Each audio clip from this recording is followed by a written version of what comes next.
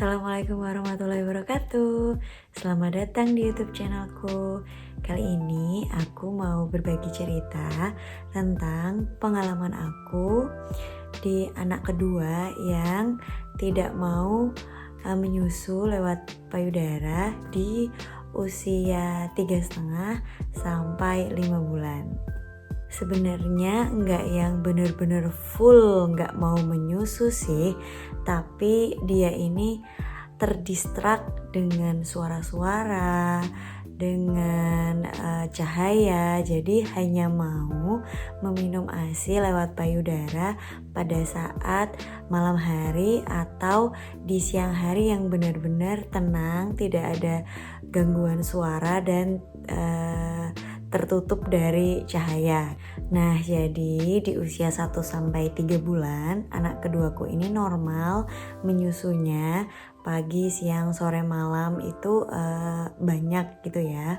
Terus pas usia dia 3,5 bulan, aku mulai ngelihat nih di siang hari dia ini sulit sekali untuk minum susu minum ASI lewat payudara langsung kayak gitu. Jadi ketika dia mulai mau nenen ya, itu selalu terganggu karena mungkin ada suara dari kakaknya, ada suara dari ayah, ada suara dari TV dan ada cahaya kayak gitu. Jadi dia nggak mau, paling cuma ngehisapnya tuh paling cuma buat mainan doang dan nggak bener-bener diminum kayak gitu. Terus pas dia ngantuk juga hanya ngempeng aja tuh di payudaranya. Jadi dia nempel ke ibunya hanya pas mau tidur siang aja, tapi nggak dihisap. Jadi hanya bahasanya ya, hanya nempelin mulutnya doang di putingnya kayak gitu.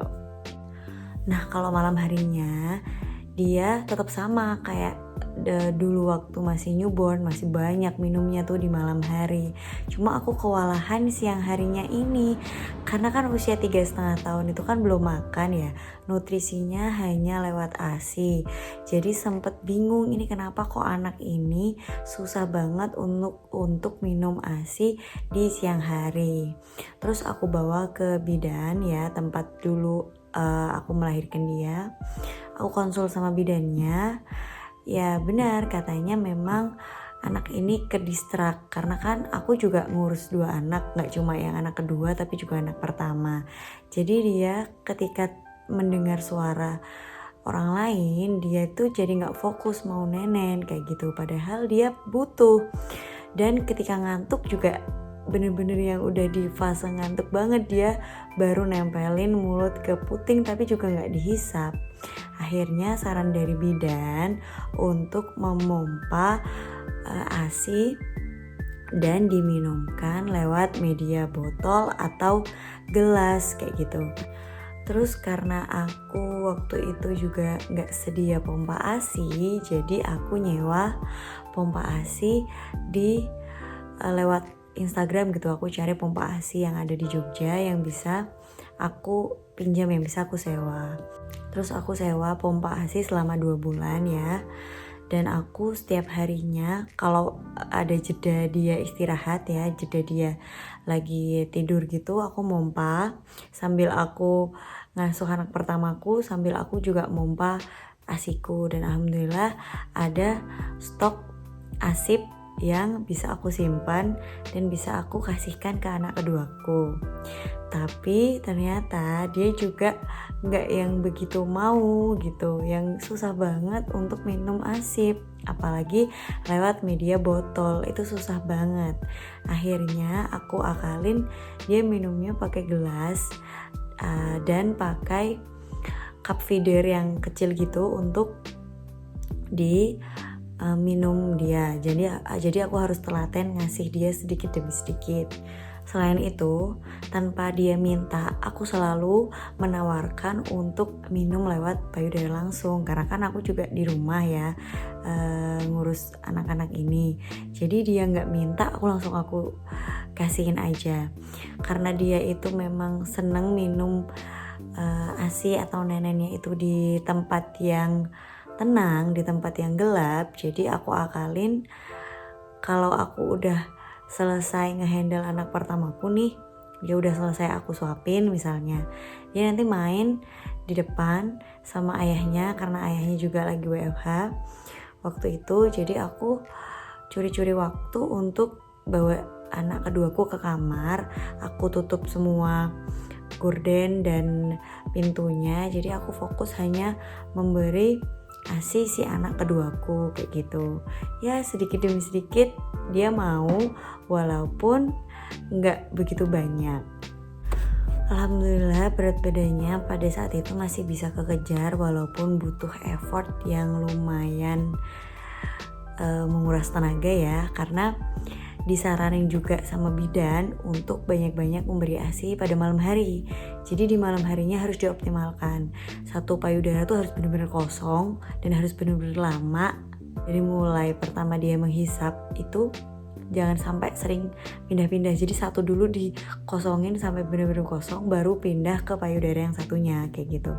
Dan malam hari itu katanya lemaknya itu jauh lebih tinggi kan.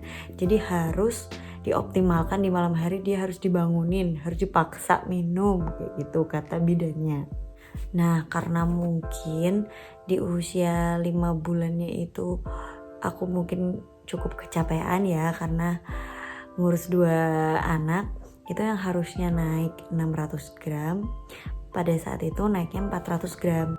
Sebenarnya untuk kategori normalnya ya di grafiknya itu masih normal, tapi karena targetnya 600 tapi hanya 400 sama bidan dan sama dokter spesialis anak disaranin untuk nggak apa-apa empasi dini di usia 5,5 bulan. Jadi 2 minggu sebelum 6 bulan itu aku udah mulai empasi anakku kayak gitu. Dan itu juga aku masih terus memompa untuk aku berikan ASINya ke anakku. Jadi dia minum lewat sedotan karena itu usianya udah 5,5 bulan, itu udah aku ajarin dia minum pakai sedotan atau minum di botol yang bisa ada sedotannya kayak gitu. Dia ASINya aku pindahin ke situ dan dia alhamdulillah bisa minum ASINya lewat botol itu, botol yang ada sedotannya.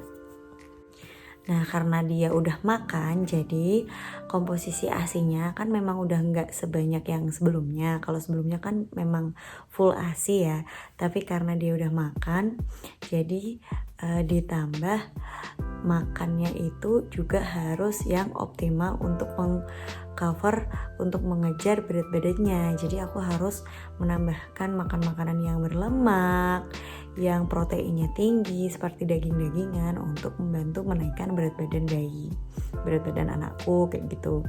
Di sisi lain aku juga terus berusaha setiap malamnya untuk memberikan ASI ke dia, walaupun dia nggak minta, walaupun dia tidurnya nyenyak, aku harus bangunin dia karena dia butuh banget ASI itu gitu untuk terus menambah berat badannya supaya optimal.